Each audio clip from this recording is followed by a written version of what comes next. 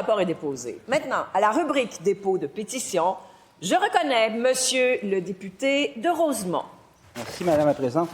Permettez d'abord que je salue la présence dans nos tribunes de Mme Joanne Gauthier et de Raoul Charbonneau, tous deux membres de l'Association des comités de résidents officiels du Québec. Donc, je dépose l'extrait d'une pétition adressée à l'Assemblée nationale, signée par 2867 pétitionnaires, désignation citoyens et citoyennes du Québec. Les faits invoqués sont les suivants. Considérant que le gouvernement doit protéger les locataires des augmentations de loyers abusives, considérant la grande vulnérabilité des locataires, en particulier celle des aînés, considérant que les locataires du Québec ont connu depuis plusieurs années des augmentations de loyers dépassant largement l'IPC annuel, considérant que les augmentations de loyers ont un effet cumulatif comme des intérêts composés, considérant que le loyer de plusieurs locataires s'approche du dépassement de leur capacité financière et d'absorber ces augmentations, générant un stress potentiellement dévastateur pour plusieurs citoyens québécois, considérant que 6 provinces et le Yukon appliquent déjà un taux maximum d'augmentation des loyers en fonction de l'IPC annuel, oscillant entre 1,8 et 3 %, considérant que le projet de règlement introduit une formule complexe, difficile à évaluer par plusieurs locataires, considérant qu'une augmentation de loyer se traduira par une dépense supplémentaire pour le gouvernement en subventions associées au programme de crédit pour maintien à domicile des aînés, considérant que cette proposition s'approcherait de la formule d'indexation appliquée par le gouvernement aux rentes de retraite du secteur public et parapublic, considérant que le tribunal administratif du logement est submergé par des demandes croissantes de fixation du coût des loyers et l'intervention réclamée se résume ainsi. Nous, signataires, demandons au gouvernement du Québec de simplifier la fixation des loyers en établissant annuellement un taux d'augmentation maximale de la facture mensuelle des loyers qui ne dépasse pas l'IPC annuel lorsqu'il est inférieur à 3 % et pour un IPC supérieur à 3 % de le limiter à 3 % cette augmentation. Je certifie que cet extrait est conforme à l'original de la pétition. Merci. L'extrait de pétition est déposé. Je reconnais maintenant la députée de Laporte. Merci, Madame la Présidente. Alors, je dépose l'extrait d'une pétition adressée à l'Assemblée nationale, signée par 5 887 pétitionnaires, désignation citoyens et citoyennes du Québec. Les faits évoqués sont les suivants. Considérant que le réseau québécois des services de garde éducatifs comprend des centres de la petite enfance, des garderies subventionnées, des garderies privées non subventionnées et des services en milieu familial. Considérant que, malgré l'objectif gouvernemental de réseau universel et accessible, de nombreuses familles n'ont toujours pas accès à une place subventionnée. Considérant que le recours aux garderies privées non subventionnées entraîne des coûts significatifs plus élevés pour les parents, créant une iniquité importante entre les familles selon le type de place disponible.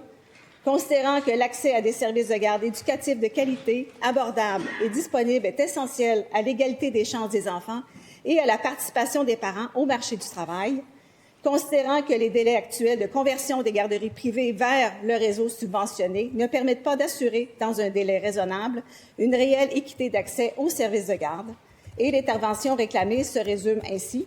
Nous, signataires, demandons au gouvernement du Québec d'instaurer un tarif unique pour toutes les familles du Québec, peu importe le milieu de garde fréquenté par leur enfant, en mettant en œuvre une ou plusieurs des mesures suivantes.